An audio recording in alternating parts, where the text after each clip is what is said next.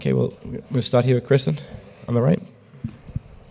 Dave, I know with Will Smith, you've been talking about kind of how he's been building up. How did he come out of just the game yesterday, coming into today, and is there still hope that he could be starting tomorrow in Game 3?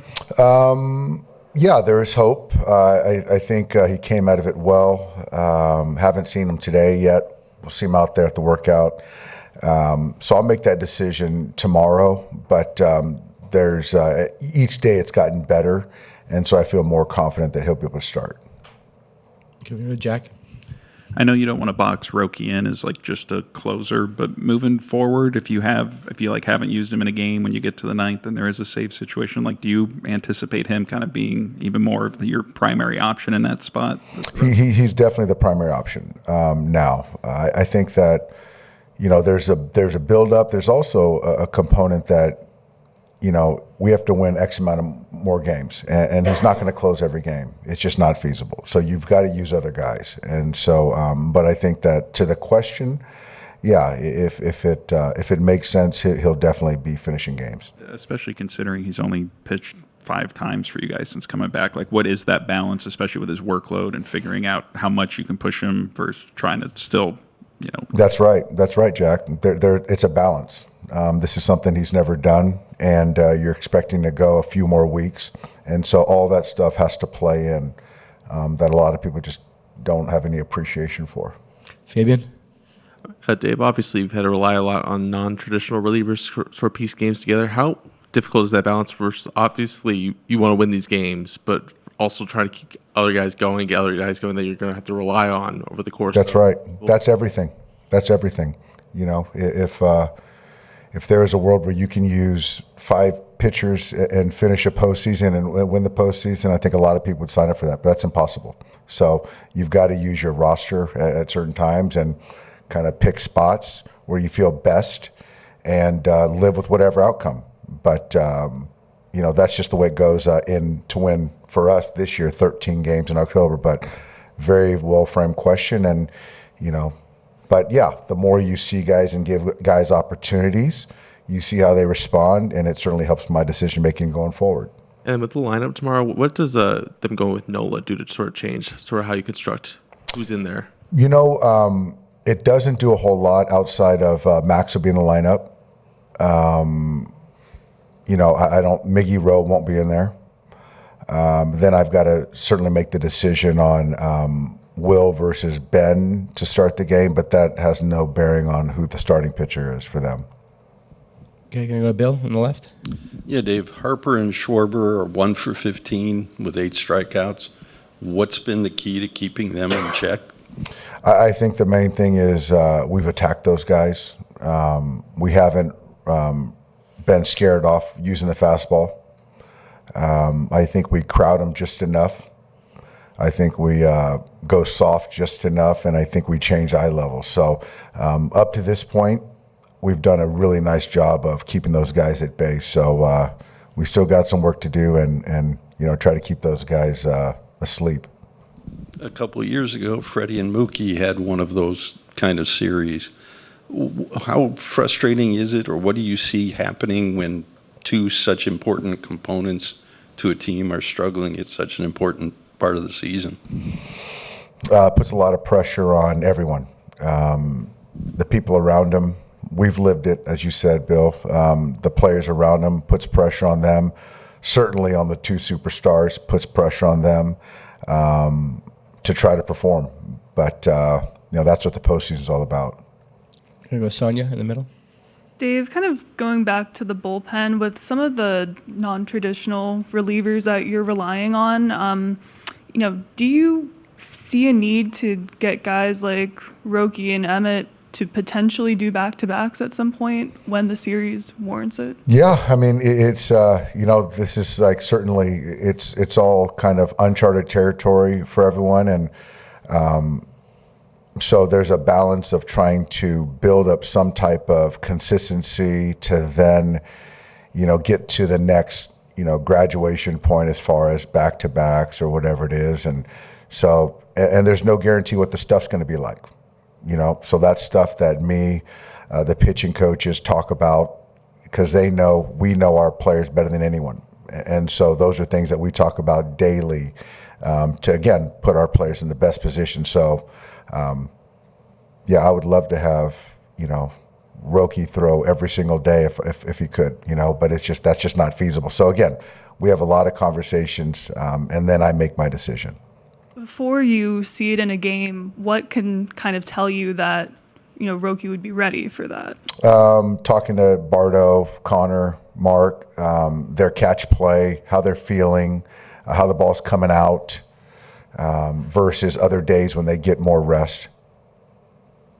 We're going to go over here to Bob in the front row. Hey, there was so much made last night, of course, of the wheel play with Mookie. Of all the guys you played with, coached, managed, where does he rank among just baseball acumen? He's up there.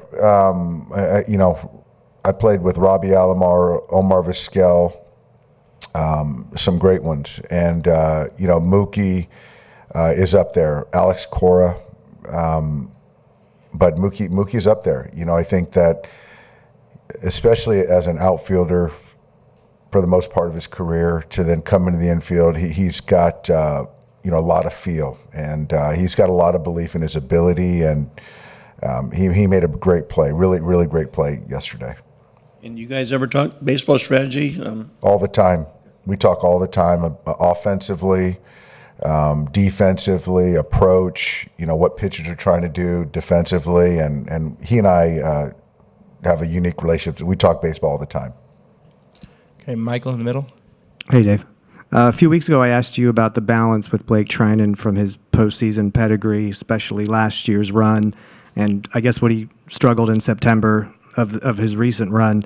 And then last night in the ninth, it looked a lot like here against the Phillies when he gave up 3 runs here in September. And when he was bad over the last month, struggling, it looked like that. So how does that change when you want to utilize him or use him going forward now? Yeah, I think the look of a player matters to me. I felt that he was gaining some momentum before that last one.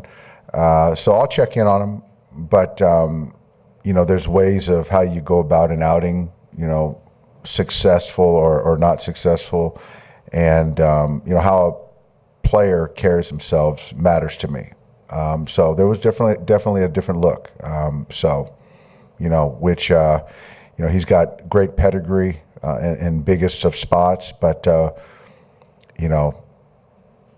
I just didn't see that edge last night that I know that I've seen it many times over. There you go, Jay. Hi, Dave.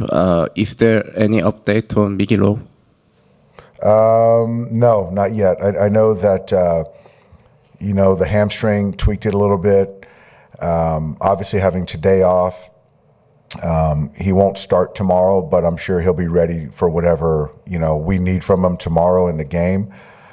But, I think he'll be okay. Thanks, Jay. So Tommy has an ankle issue and Miggy has a hamstring. So 2 of your middle infielder has some injury issues. So do you feel comfortable about that depth of your infielders right now? I feel comfortable with Max Muncy. I feel comfortable with Tommy starting the game. I feel comfortable, with Kike coming in at some point if he needs to. And obviously I feel comfortable with Hae-Sung in playing infield. So certainly having him on the roster allows for us to, protect ourselves and potentially use him if the time calls for it. Dave, just back to Mookie for a second. How impressive is that for a guy to go from being a Gold Glove right fielder to now making, the plays that everyone's talking about in the postseason at the hardest position in the sport? I think, point of easy, context is it's never been done,